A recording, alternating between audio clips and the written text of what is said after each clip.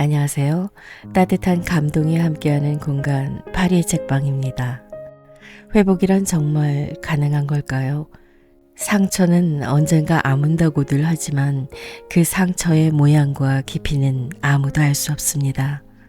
오늘 여러분께 소개할 작품은 한강 작가의 단편소설 회복하는 인간, 아시아 출판사 도서입니다. 이 책의 특징은 우리말 원작과 영문판이 함께 수록되어 있다는 점인데요. 특히 작품 해설과 비평이 함께 구성되어 있어서 한강님의 책이 다소 어렵게 느껴지시는 분들도 편안하게 감상하실 수 있을 것 같습니다. 한강 작가님의 글을 읽고 나면 언제나 마음 한편이 조용히 흔들리는 느낌을 받는데요. 이 작품 역시 그렇습니다. 제목은 분명 회복을 말하지만 정작 소설은 회복되지 못한 상처 혹은 회복될 수 없다는 걸 깨닫는 인간의 이야기를 담고 있습니다.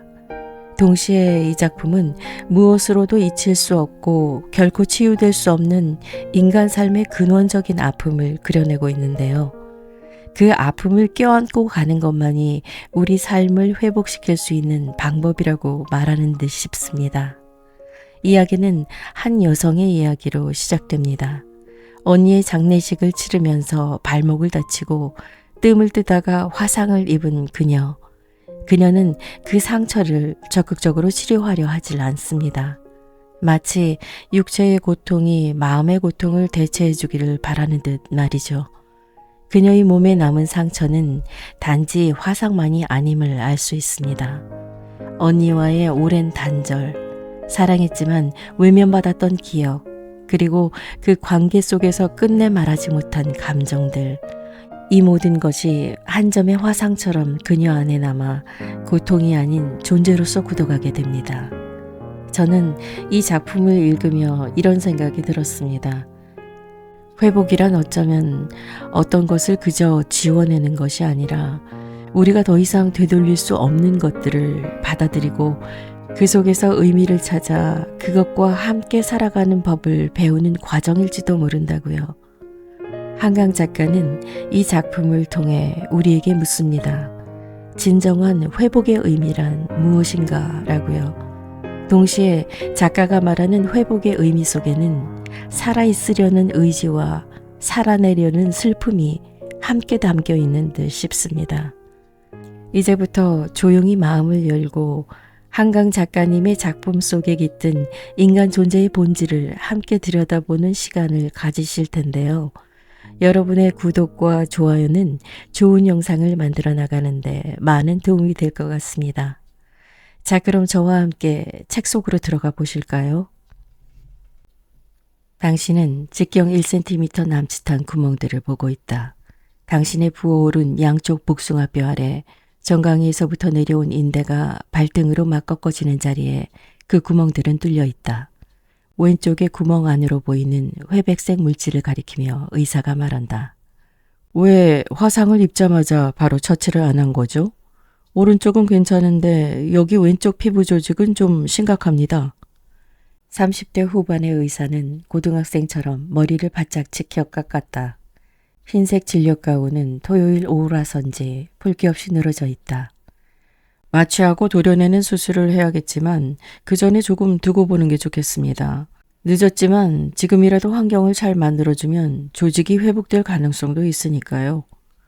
수술이라는 말에 약간 겁을 먹고 당신은 묻는다. 그럼 수술을 해야 할지 말지를 언제 할 수 있나요? 앞으로 3일 동안... 의사는 달력에 눈길을 준다. 항생제 드시고 레이저 치료받으면서 지켜보기로 하지요. 의사의 군청색 만년필이 차트 위를 어지럽게 달리는 것을 당신은 물끄러미 바라본다. 당신에 대한 의사의 태도는 담담하고 차갑다.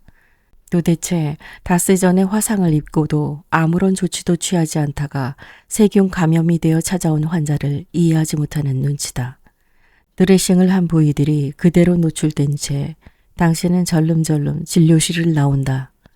바지를 무릎까지 접어 올리고 노트북 컴퓨터가 담긴 가방을 어깨에 메고 한 손에는 우산을 들고 엉거주춤 구두 두 짝을 발끝에만 걸친 당신을 수납계의 간호사가 호명한다. 상처에 구두가 닿지 않도록 주의하며 당신은 창고로 걸어간다. 레이저 치료비와 수분 테이프의 비용은 보험이 적용되지 않는다는 설명을 듣는다. 계산을 마치고 처방전을 받아든 뒤 계속해서 구두 두 짝을 발끝으로만 끌고 걷는 묘기 끝에 통로 끝에 레이저 치료실 앞에 다다른다. 저 드레싱을 다시 해주셔야 하지 않을까요? 방금 우산을 든 사람들 사이를 통과해 온 당신이 묻는다. 에드웬 간호사는 별일 아니라는 듯 대답한다. 의사 선생님이 드레싱 해주셨잖아요. 레이저도 소독하는 거니까 걱정 마세요. 당신은 진료용 침대 위에 두 발을 올려놓는다. 탁상용 산파장 스탠드를 10배쯤으로 확대해 놓은 듯한 모습의 레이저 치료기가 그물 같은 붉은 광선을 쏘기 시작한다. 광선은 당신의 두 발뿐 아니라 침대의 하얀 시트까지 꽤 넓은 면적을 쉴 새 없이 방사형으로 훑어낸다. 눈 나빠지니까 들여다보지 마세요. 나무라며 나가는 간호사의 말을 아랑곳하지 않은 채 당신은 왼쪽 복사뼈 아래의 구멍을 들여다본다. 회백색으로 환홍된 조직 위로 꿈틀거리는 붉은 핏줄들 같은 광선의 움직임에서 눈을 떼지 못한다. 늦가을 토요일 오후의 인파가 병원 앞 내거리에 술렁이고 있다. 오전에 내렸던 비는 완전히 그쳤다. 짧은 모직 치마에 레깅스 차림의 젊은 여자들, 농구공과 콜라캔을 들고 교복 셔츠 소매를 걷어올린 고교생들이 당신의 몸을 바짝 스쳐 지나간다. 그들의 몸에서 진한 향수와 땀냄새가 풍긴다. 화장품 샘플이 가득 담긴 플라스틱 바구니를 들고 형식적으로 눈웃음 치는 아르바이트생을 피하려고 당신은 미리 고개를 수그린다. 공사 중인 지하도로 걸어 내려간다. 휴대폰을 할인 판매하는 지하 매장을 지나친다. 끝나지 않을 것 같은 계단들을 밟아 올라간다. 당신은 자꾸 잊어버린다. 방금 전까지 당신이 어디에 있었는지, 무슨 치료를 받았는지, 지금은 어디를 향해 걷고 있는 건지 잊는다. 지하도 출구를 빠져나오자 당신은 걸음을 멈춘다. 활짝 문이 열린 전자제품 매장에서 쏟아져 나오는 음악의 비트. 쉬지 않고 아스팔트를 뚫어대는 기계들의 먹먹한 소음에 넋을 빼앗긴다. 문득 정신을 차리고 처방받은 항생제가 노트북 가방 앞주머니에 잘 들어있는지 손끝으로 더듬어 확인한다. 당신은 이미 잊었다. 자신이 얼마나 재치 있는 농담을 좋아하는 사람이었는지, 나름으로 옷차림에 신경을 쓰는 사람이었는지 잊었다. 작은 키 때문에 늘 굽이 있는 단화를 신고 자유스러운 밝은색 옷을 걸치고 흰색과 노란색 계열의 스카프를 두르고 눈꼬리가 살짝 처진 눈엔 언제나 어렴풋한 장난기가 어려 있었던 것을. 목을 덮는 검은 스웨터에 검은 모직 재킷, 검은 면바지에 검은 단화를 신은 당신의 키는 초등학교 고학년생처럼 왜소해 보인다. 화장은커녕 입술에 립글로스도 바르지 않아 30을 훌쩍 넘긴 나이가 고스란히 드러나 보인다. 당신이 두 발목에 화상을 입은 것은 닷새 전 왼쪽 발목을 접질린 다음 날이었다. 침을 맞을 만큼 심하게 삔 것은 아니었지만 당신은 동네의 한의원을 찾아갔다. 맵시 있는 개량 한복 치마를 입은 50대 중반의 한의사에게 말했다. 예전에 오른쪽 발목을 접질리곤 대수롭지 않게 여겼더니 아직까지 좋지 않아서요. 이번에 삔 왼쪽은 미리 확실히 치료하려고요. 한의사는 당신을 침대에 눕도록 했고 왼쪽과 오른쪽 발목에 모두 침을 꽂아주었다. 눈 밑에 다크서클이 왜 그렇게 진하지요? 당신은 덤덤하게 대답했다. 피곤해서요. 어쩌다 발목을 삐었나요? 산에 갔다가. 한의사는 침을 꽂은 자리에 붉은 적혈등을 쬐어주고는 간호사를 불렀다. 간호사가 뜸을 뜰 거예요.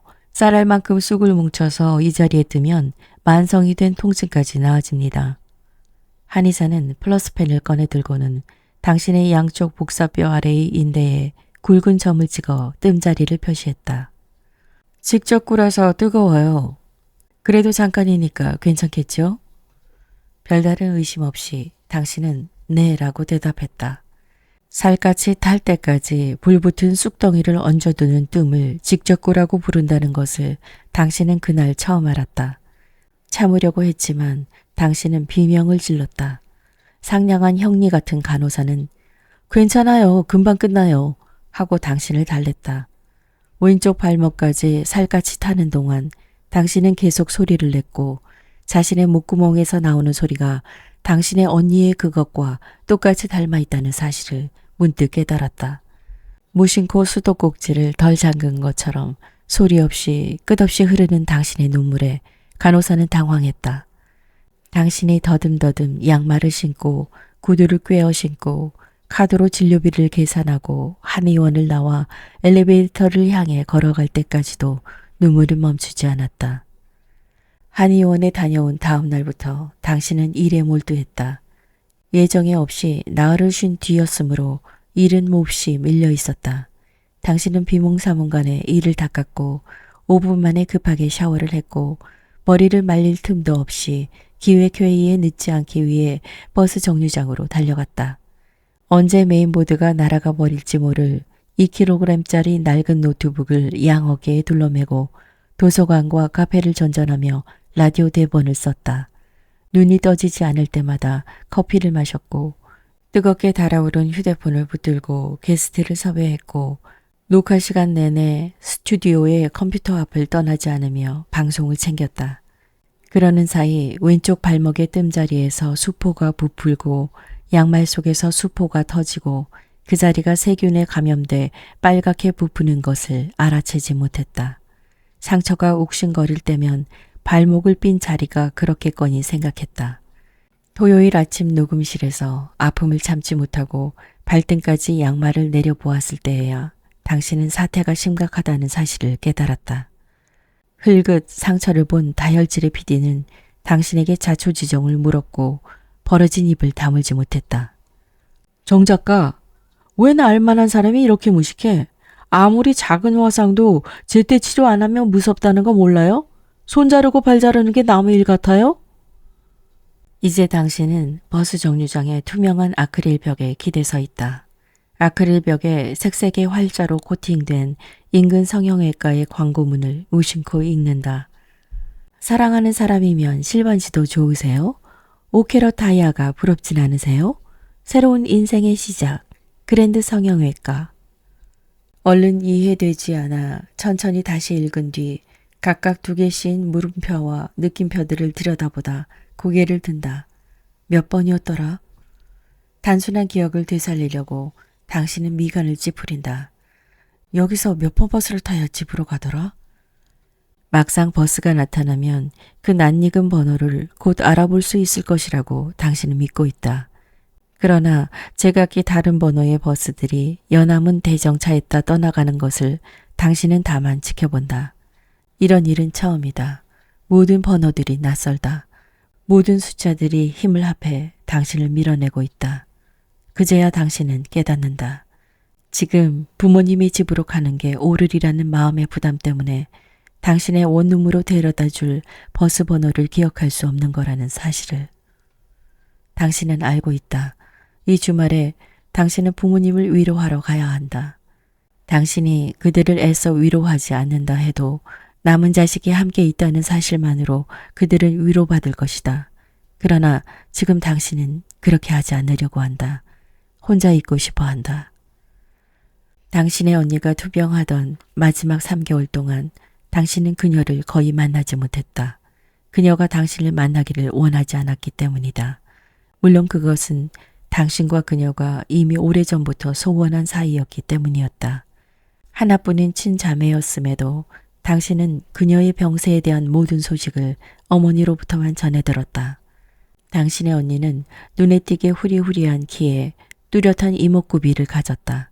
사람들은 평범한 외모의 당신이 언니에게 열등감을 가지고 성장했을 거라고 짐작했지만 그건 사실이 아니었다. 열등감을 가졌던 쪽은 당신의 언니였다. 당신이 이해할 수 없었던 점은 그녀가 질투한 것들이 어김없이 당신의 결점들이었다는 사실이었다. 당신이 고지식하고 고집이 센 것을, 그래서 신통찮은 전공을 택한 것을, 30을 넘기도록 제대로 된 연애 한번 해보지 못한 것을, 부모와 특히 아버지와 관계가 좋지 않아 경제적 도움을 거의 받지 못한 것을, 그래저래 그 나이 먹도록 원룸 월세를 내며 불안정하게 살고 있는 것을 그녀는 질투했다. 그녀 자신은 견실한 사업체를 가진 8살 연상의 잘생긴 형부와 결혼했고 거실에서 강이 내려다 보이는 아파트에 살았고 먼 나라의 왕실에서나 사용할 법한 식기들을 장식장에 진열해 두었지만 마치 냄새가 싫은 음식을 꺼리듯 자신의 인생을 멀리하는 것처럼 보였다. 언젠가 당신은 스스로에게 물은 적이 있었다. 어디서부터 무엇이 잘못되었는지, 당신과 언니 둘 가운데 누가 더 차가운 사람이었는지. 당신이 대학 1학년, 당신의 언니는 졸업반이었을 때였다. 종강한 직후였으니 12월 둘째 주나 셋째 주 월요일이었다. 나랑 같이 어디 좀 가. 라고 아침에 그녀가 말했을 때 당신은 물었다. 어딜? 병원에. 어디가 아프냐고 당신이 묻자 그녀는 말했다. 그냥 따라만 와. 금방이라도 눈발이 쏟아질 것 같은 오전이었다. 그녀가 소파 수술을 마치고 나올 때까지 당신은 대기실에 앉아 두 주먹을 움켜쥐고 있었다. 수술실에서 나온 그녀를 당신이 멈칫멈칫 부축하려고 하자 그녀는 짜증을 냈다. 병원을 나와 당신이 택시를 잡자 그녀는 뒷좌석으로 들어가며 말했다. 나 좀 누울게. 넌 앞에 앉아. 막 눈발이 쏟아질 것 같던 하늘은 아직 한 점의 눈송이도 뱉어내지 않았다. 크리스마스가 가까운 거리는 붐볐다. 끊임없이 붉은 미등을 켠 차들이 숨죽인 채 좌회전 신호를 기다리고 있었다. 당신은 앞좌석에서 여전히 두 주먹을 쥐고 있었고 이따금 뒷좌석에 웅크려 누운 언니를 돌아보았고 감기에 걸린 것처럼 목구멍이 따가웠다. 당신의 언니는 당신에게 아무것도 당부할 필요가 없었다. 당신이 그 비밀을 언제까지나 부모는 물론 누구에게도 발설하지 않고 끝까지 짊어질 유일한 사람이라는 것을 알고 있었기 때문이다. 그럴 수 있을 만큼 온 힘을 다해 그녀를 사랑하고 있다는 것을 잘 알았기 때문이다. 그것을 알면서도 당신의 언니는 그날 이후 당신을 더 이상 사랑하지 않았다. 당신과 말을 섞으려 하지 않았고 눈조차 제대로 맞추려 하지 않았다. 그 후 수년간 당신은 그녀의 마음을 다시 얻기 위해 애썼지만 어떤 노력도 부질없다는 사실을 깨달은 한순간 그녀에게서 돌아섰다. 그녀의 눈은 맑고 깊었다. 목이 길고 쇄골이 갸냘펐다. 손톱과 발톱은 사철 곱게 손질되었고 여름날이면 샌들의 가죽끈 사이로 드러난 작은 발이 아련했다. 당신이 대학에 합격했을 때 그녀는 당신을 괜찮은 레스토랑에 데려갔다. 나이프와 포크 쓰는 법을 알려주고는 조그만 하트 모양의 18K 펜던트를 선물했다. 이렇게 줄이 짧은 목걸이는 꼭 금이어야 해. 라고 그녀는 진지하게 충고했다. 은이나 구리 같은 건 안 돼. 스스로 값을 떨어뜨리는 거야. 활짝 웃으며 그녀는 말을 이었다. 우리 집 여자들은 눈꺼풀이 얇아서 쌍꺼풀 수술은 안 해도 돼. 그런데 너는 앞트임 정도는 하는 게 좋겠다. 훨씬 눈매가 시원해질 것 같아. 레스토랑을 나온 당신은 그녀가 이끄는 대로 알만한 브랜드의 상점들을 순례했지만 끝내 그녀가 권하는 옷을 사지 않아 그녀를 서운하게 만들었다. 비스듬히 세워져 다리가 유난히 길어 보이는 전면 거울 속에서 그녀가 선물한 조그만 펜던트가 당신의 목 위로 반짝였다. 당신은 계속해서 고개를 흔들며 아니야 라고 말했다. 이런 건 내 취향이 아니라니까. 그 해가 지나기 전에 당신은 늦은 밤 그녀의 방에서 물었다. 난 정말 모르겠어. 사람들이 어떻게 통념 속에서만 살아갈 수 있는지, 그런 삶을 어떻게 견딜 수 있는지. 당신에게 등을 돌린 채 화장을 지우고 있던 그녀의 얼굴이 거울 속에서 얼핏 어두워졌다. 거울을 통해 당신의 눈을 마주보며 그녀는 대꾸했다. 그렇게 생각하니? 하지만 그럴 수 있어서 다행이라고 생각하는 사람들도 있지 않을까? 통념 뒤에 숨을 수 있어서. 그때 당신은 그녀를 이해한다고 느꼈다. 여러 겹 얇고 흰 커튼 속의 형상을 짐작하듯 어렴풋하게. 그녀는 아무것도 모르는 여자애가 아니었다. 다만 가장 안전한 곳, 거북과 달팽이들의 고요한 껍데기집, 사과 속의 깊고 단단한 시방 같은 장소를 원하는 것뿐이었다. 그녀가 아이를 갖기 위해 10년 가까이 쏟아부은 노력들을 당신은 어머니로부터 낱낱이 들어 알고 있었다. 한방병원에서 지은 고가의 탕약들, 배꼽 아래에 흉이 생길 때까지 받았다는 쑥뜸 치료, 불임 시술을 위한 검사들, 초조하게 시술 날짜를 기다리던 시간, 잔혹하게 반복된 계류 유산. 가족 모임에 당신이 나타나면 그녀의 얼굴이 어두워진다는 것을 아는 사람은 당신뿐이었다. 활짝 미소를 지은 채로 당신은 당신의 언니를 사랑하지 않으려 애썼다. 낯선 여자를 바라보듯 그녀를 보려 애썼다. 그녀가 웃을 때면 장난꾸러기처럼 찡그려지는 콧잔등을 다정하게 바라보지 않으려 애썼다. 유년 시절을 함께 보낸 혈육을 향해서만 느낄 수 있는 이루 말할 수 없는 친숙한 감정을 당신의 내부에서 깨우지 않기 위해 애썼다. 당신의 마음을 최대한 차갑게, 더 단단하게 얼리기 위해 애썼다. 당신은 졸기 시작한다. 마침내 기억해낸 친숙한 번호의 버스에 올라 맨 뒷좌석의 창가 자리에 앉은 직후부터다. 가장 막히는 구간을 따라 마을버스가 당신의 방을 향해 흘러가는 동안 정거장을 알리는 안내방송과 요란한 지역 광고 멘트가 수차례 커다랗게 흘러나오는 동안 당신은 부끄러운 줄도 모르고 존다. 옆 사람의 어깨에, 창문에 고개를 꺾어 기댄다. 자세 때문에 목이 끊어질 듯 아프다. 차라리 깨어버리면 좋으련만. 눈을 뜨려 할 때마다 인정사정 없이 눈꺼풀이 밀려 내려온다. 마침내 입가에 침까지 흘리며 당신은 존다. 노파처럼 앓는 소리를 낸다. 수차례 커다란 소리를 내며 창문에 이마를 부딪힌다. 당신은 손을 들어 입가를 닦아낸다. 무디디 무딘 눈꺼풀을 짓든다. 다시 눈꺼풀이 밀려 내려온다. 그녀는 37kg까지 몸무게가 줄었고 의식을 잃기 직전까지 고통을 호소했다. 아파, 아파 라고 아이처럼 가느다랗게 비명을 질렀다. 아빠, 나 좀 살려줘 라고 그녀가 애원하자 무뚝뚝한 아버지의 턱이 덜덜 떨렸다. 덩치 큰 형부는 뒤돌아서서 울었다. 어머니는 그녀의 손을 감싸준 채 아가, 아가 라고 속삭였다. 당신은 자책을 멈추지 못했다. 당신의 존재가 그녀의 마지막 순간을 망치고 있다는 생각을 멈추지 못했다. 언니! 라고 마침내 떨리는 입술을 열고 말하려 했을 때는 이미 모든 것이 끝난 뒤였다.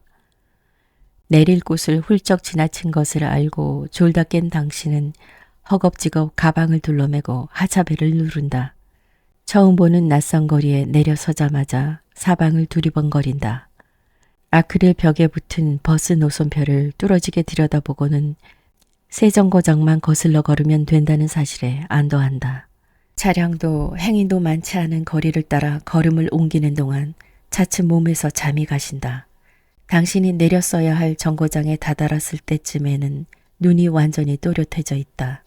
그래도 아직 졸음이 남아 무딘 얼굴에 닿는 공기가 어딘지 폭신하게 느껴진다. 마침내 당신의 방이 있는 원룸 건물 앞에 이르렀을 때 당신은 멈춰선다. 건물 뒷마당에 세워놓은 당신의 자전거를 본다. 어깨를 짓누르는 2kg짜리 노트북 컴퓨터를 짊어진 채 발목의 상처들이 욱신거리는 것을 참으며 당신은 잠자코 서 있다. 당신이 지금 당신의 자전거를 보고 있는 것은 그것이 당신에게 기쁨을 주었던 물건이기 때문이다. 그것을 타는 일 말고는 어쩌면 어떤 일도 진심으로 사랑하지 않았기 때문이다. 오직 자전거를 탈 때에만 당신의 삶이 실은 돌이킬 수 없는 실패일지도 모른다는 생각이 들지 않았다. 이 세상의 모든 화려한 행복이 매 순간 당신을 따돌리고 있는지 모른다는 느낌도 조용히 떨쳐졌다. 그 기쁨을 기억하게 될까봐 당신은 두려워하고 있다. 언덕길을 미끄러져 내려가던 아찔한 속력을 하천 옆으로 난 자전거 도로를 힘차게 달리던 감각을 기억해낼까봐 당신은 두렵다. 마침내 당신은 자전거를 외면한다. 2층에 있는 당신의 방으로 데려다줄 석조 계단을 하나씩 밟아 오른다. 열쇠로 문을 열고 어둑한 실내로 들어간다. 노트북이 든 가방을 현관에 내려놓는다.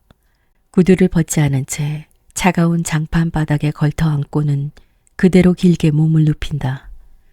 당신의 언니는 자신을 태우지 말고 땅에 묻어달라고 형부에게 말했다고 했다.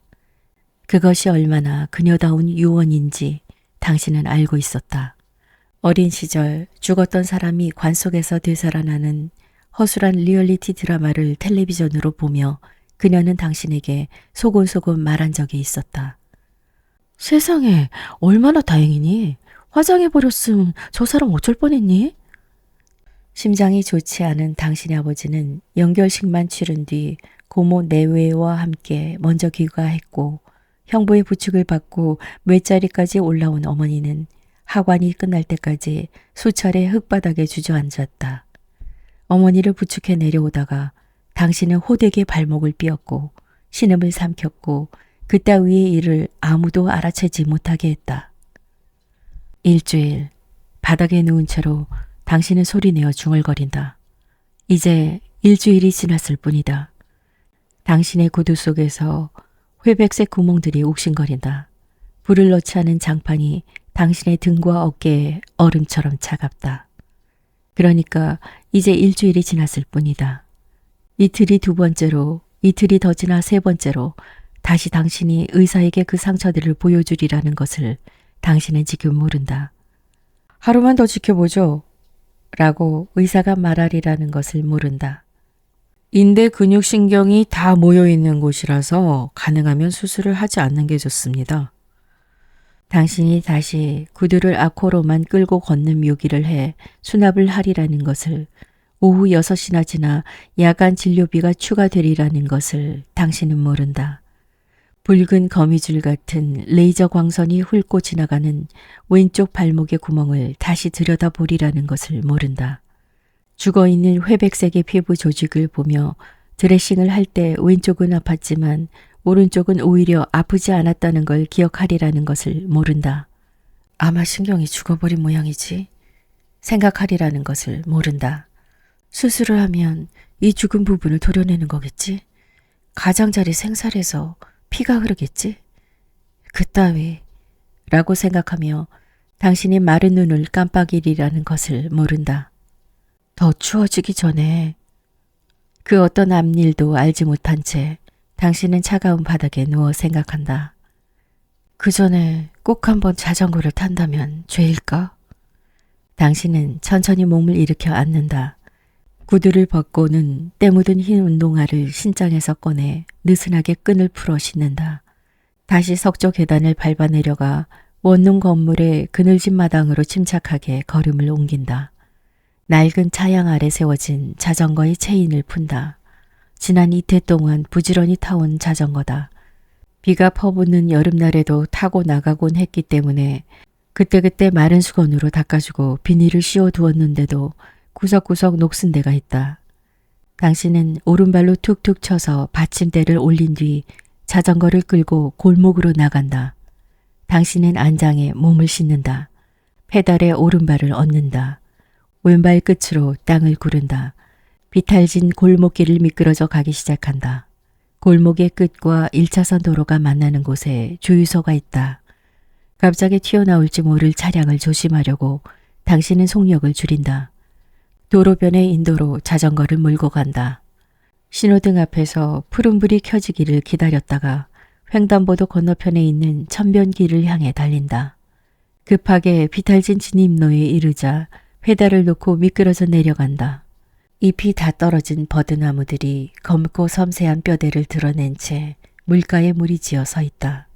퇴색된 잎들이 아직 붙어있는 화렵수 아래를 당신은 빠르게 달린다. 속력을 낼수록 바람이 강해진다. 이 바람을 맞으려고 당신은 여름 한낮에도 이 길을 자전거로 달리곤 했다. 뙤약볕이 이글거리는 8월의 정오, 가만히 있어도 땀이 비오듯 흐르는 시간을 골라 이 길을 달렸다. 습기차고 무더운 바람의 덩어리 속을 자전거로 뚫고 지나갔다. 당신은 살아있었다. 생생하게 살아서 그 무더운 공기를 가르고 있었다.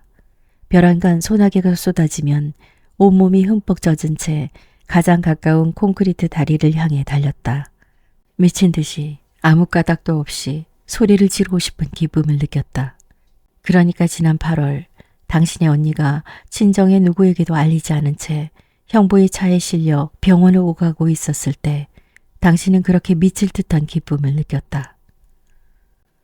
이제야 살아나네요. 당신의 왼쪽 발목의 구멍 속에서 회백색 조직 가운데 샤프심으로 찍은 것 같은 불그스름한 점 하나가 생긴 것을 보고 의사가 말하리라는 것을 당신은 모른다. 아주 진행이 더디긴 하지만 일단 이게 살아난 걸 보니 수술은 하지 않아도 되겠습니다. 수변 테이프 안에서 끝없이 하얀 진물이 흐르고 일주일에 2번 레이저 치료를 위해 열어보는 상처는 변함없이 샤프심으로 찍은 붉은 점 하나일이라는 것을 당신은 모른다. 한 달도 더 지나서야 그 붉은 점이 2개가 되고 2달이 가까워졌을 때에야 굵은 연필로 찍은 점 정도로 커지리라는 것을 모른다. 정말 더디네요. 이렇게 더딘 것도 드문 케이스인데요. 이제 더 이상 낯설지 않은 얼굴의 의사가 미간을 모으며 헛웃음을 웃으리라는 것을 모른다. 그 어떤 것도 모르는 채 당신은 계속 페달을 밟고 있다. 여름날 당신이 비를 피하곤 하던 다리 아래를 지난다. 당신이 감탄하며 지켜보곤 하던 물오리들을 지나친다. 목을 동그랗게 안으로 말아 부리로 제 깃털을 매만지는 그것들의 몸놀림이 보인다. 물 위로 평평하게 드러난 바위에 밝은 주황색 발을 올려놓고 몸을 말리는 녀석들이 보인다. 여름보다 몸집이 커진 흰 두루미가 보인다. 지금은 물속에 있어서 보이지 않지만 선명한 빨강색 발을 가진 놈이다. 더 페달을 밟았을 때 당신은 본다. 늙은 회색 외가리 한 마리가 꼼짝 않고 물 가운데 서서 먼 곳을 바라보고 있다. 그토록 커다란 새가 그토록 고요하고 느리게 존재한다는 사실에 당신은 몰래 감동하곤 했다. 자전거를 멈추고 서서 한참 동안 그것을 바라보곤 했다. 그러나 당신은 멈추지 않고 계속 달려간다. 맞은편에서 달려오는 헬멧에 고글을 쓰고 마스크로 코와 입을 가린 자전거 레이서들을 피한다. 발목에 통증이 느껴진다. 삐었기 때문인지 화상 때문인지 분명하지 않다. 어쨌거나 더 달릴 것이라고 당신은 생각한다. 당신이 기쁨을 두려워한 것은 불필요한 일이었다. 당신은 기쁨을 느끼지 않는다. 몇 개의 흉터가 당신의 몸에 남아있다. 9살 때 동네 꼬마들과 그네에서 멀리 뛰어내리기 시합을 하다 생긴 무릎의 흉터. 삐걱거리는 의자에 올라가 쪽창을 닫다가 의자의 나사가 빠지는 바람에 떨어져 생긴 정강이와 손등의 흉터. 중학생일 때 무작정 친구들을 초대해서는 끓는 기름에 만두를 넣다가 집게 손가락까지 담그는 바람에 생긴 화상 자국. 그녀에게도 흉터가 있었다. 그녀가 눈을 가리는 술래가 되어 술래잡기를 했을 때였다. 당신이 먼저 걸려 넘어진 의자 다리에 그녀가 뒤따라 걸려 넘어졌다. 당신은 손끝 하나 다치지 않았는데 키가 컸던 그녀는 화장대 모서리에 이마를 찍혔다. 마치 당신의 잘못인 듯 아버지는 몹시 화를 냈다. 부드럽고 동그란 선을 그리며 살짝 튀어나온 그럴 수 없이 곱고 영특한 그녀의 이마에 생긴 흉터는 당신이 보기에도 흉한 것이었다. 여러 반을 꿰맨 자국을 가리기 위해 그녀는 그날 이후 언제나 앞머리를 풍성하게 내렸다. 그러나 바람이 불거나 할 때면 당신의 눈에 많은 희끗한 자리가 보였다. 그녀가 그 봉합 수술을 받는 동안 어린 당신은 눈이 빨개지도록 울었다. 아버지와 어머니가 모두 수술실에 함께 들어갔기 때문에 당신은 복도 의자에 혼자 앉아 있었고 그래서 더욱 무서웠던 것이다. 마침내 수술실에서 걸어 나온 그녀는 울먹이는 당신을 위로하려고 했다. 커다란 멸균 가재와 반창고를 우스꽝스럽게 이마에 붙인 채 머뭇머뭇 반복해 말했다. 괜찮아. 진짜 금방 낫는데. 시간만 지나면 낫는데. 누구나 다 낫는데. 당신은 모른다. 목이 말라서 눈을 뜬 차가운 새벽. 기억할 수 없는 꿈 때문에 흠뻑 젖은 눈두덩을 세면대 위의 거울 속으로 들여다보리라는 것을 모른다. 얼굴에 찬물을 끼얹는 당신의 손이 거푸 떨리리라는 것을 모른다. 한 번도 입 밖으로 뱉어보지 않은 말들이 뜨거운 꼬챙이처럼 목구멍을 찌르리라는 것을 모른다. 나도 앞이 보이지 않아. 항상 앞이 보이지 않았어. 버텼을 뿐이야. 잠시라도 애쓰고 있지 않으면 불안하니까. 그저 애써서 버텼을 뿐이야. 먼 화요일 오후에 레이저 치료실에서 간호사가 수변 테이프를 뗀 순간 처음으로 선홍색 피가 흥건히 흘러내리리라는 것을 당신은 모른다. 처음으로 그 자리가 쓰라리게 느껴지리라는 것을 모른다. 그날 이후 놀랍도록 빠르게 진물이 줄어가리라는 것을 모른다. 외출을 거의 하지 않아 무력관절염이 악화된 어머니를 활달하게 설득하고 돌아온 일요일 저녁, 날개를 편 것처럼 천천히 골목에 내리는 눈을 더 보지 않기 위해 당신이 커튼으로 창을 가리리라는 것을 모른다. 칠흑같이 어두워진 방 가운데 당신이 웅크리고 앉아 맞을 밤을 모른다. 어디만큼 왔나 당당 멀었다. 눈을 감은 채 언니의 손을 잡고 외갓집에 가던 캄캄한 골목을 그 목소리를 기억하지 않기 위해 밤새 헤드폰을 쓴 채 토막잠을 청하리라는 것을 모른다. 오래전 당신이 첫 월급을 타서 선물했던 스카프를 그녀가 포장도 뜯지 않은 채 말없이 돌려주었던 순간을 당신이 끈덕지게 되돌려 기억하게 되리라는 것을 모른다. 당신이 그녀에게서 영원히 돌아서리라 결심했던 순간 그녀의 표정 없는 눈 속에 무엇이 들어있는지 결코 읽을 수 없었던 그 순간 그때 당신은 어떻게 했어야 했을까? 당신 역시 무섭도록 차가운 사람이란 사실을 놀라며 발견하는 대신 무엇을 어떤 방법을 찾아냈어야 했을까? 끈덕지고 뜨거운 그 질문들을 악물고 새벽까지 뒤척이리라는 것을 모른다. 그 모든 것을 아직 알지 못한 채 지금 당신은 갈대밭 가장자리에 누워있다. 자전거는 천변의 바위 위로 나동그라져 세차게 헛바퀴가 돌고 있다. 허공에서 떨어지는 순간 당신은 본능적으로 머리를 감싸쥐었다. 손과 팔꿈치의 피부가 벗겨진 게 분명하다. 땅에 부딪힌 어깨와 골반이 뻐근하게 아파온다. 이따위 라고 중얼거리며 당신은 축축한 흙 위에 누워있다. 회백색 구멍 속의 상처 따위는 이제 느껴지지 않는다. 흙이 들어간 오른쪽 눈이 쓰라리다. 이 모든 통각들이 너무 허약하다고 당신은 수차례 두 눈을 깜빡이며 생각한다. 지금 당신이 겪는 어떤 것으로부터도 회복되지 않게 해달라고 차가운 흙이 더 차가워져 얼굴과 온몸이 딱딱하게 얼어붙게 해달라고 제발 다시 이곳에서 몸을 일으키지 않게 해달라고 당신은 누구를 향한 것도 아닌 기도를 입속으로 중얼거리고 또 중얼거린다.